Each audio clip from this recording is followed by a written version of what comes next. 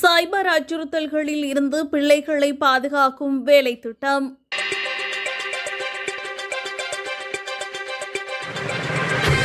இலங்கையின் சிறுவர்களை இணைய அச்சுறுத்தல்கள், இணையவழி வன்முறைகள் மற்றும் அவர்களின் நல்வாழ்வுக்கு ஏற்படும் எதிர்மறையான தாக்கங்களில் இருந்து பாதுகாப்பதற்காக ஒழுங்குமுறை மற்றும் கல்வி தீர்வுகளை உள்ளடக்கிய விரிவான தேசிய வேலை திட்டம் ஒன்றை நடைமுறைப்படுத்துவது தொடர்பான விசேட கலந்துரையாடல் ஒன்று நேற்று பாராளுமன்றத்தில் நடைபெற்றது.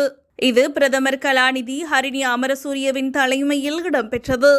டிஜிட்டல் கல்வி பணிக்குழுவின் பல்துறை செயற்குழுவின் பங்கேற்புடன் ஏற்பாடு செய்யப்பட்ட இக்கலந்துரையாடலில் சிறுவர்களுக்கு டிஜிட்டல் தளங்கள் மூலம் கிடைக்கும் நன்மைகளை உறுதிப்படுத்தும் அதேவேளை இணையவழி மூலம் ஏற்படும் பாதிப்புகளிலிருந்து அவர்களை எவ்வாறு பாதுகாப்பது என்பது குறித்தும் கவனம் செலுத்தப்பட்டுள்ளது.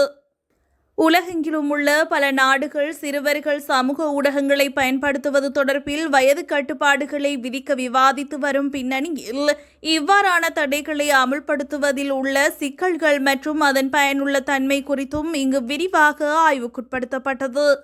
முதன்முறையாக இவ்வாறான தடையை விதித்த நாட்டில் மேற்கொள்ளப்பட்ட ஆய்வொன்றின்படி 85% சிறுவர்கள் வேறு வழிகள் மூலம் தொடர்ந்து அந்த தளங்களை பயன்படுத்தியுள்ளமை கண்டறியப்பட்டுள்ளது.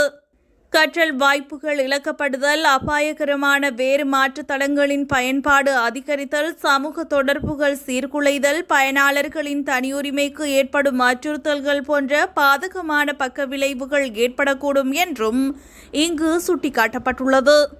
அதற்கமைய இணைய வழியிலான துஷ்பிரயோகங்கள், பாதகமான உள்ளடக்கங்களுக்கு ஆட்படுதல், அடிமையாக்கும் இணைய பழக்க வழக்கங்கள் மற்றும் உளவியல் பிரச்சினைகளுக்கு பயனுள்ள வகையில் தீர்வு காண்பதற்காக புத்திசாதுரியமான அணுகுமுறை பரிந்துரைக்கப்பட்டுள்ளது.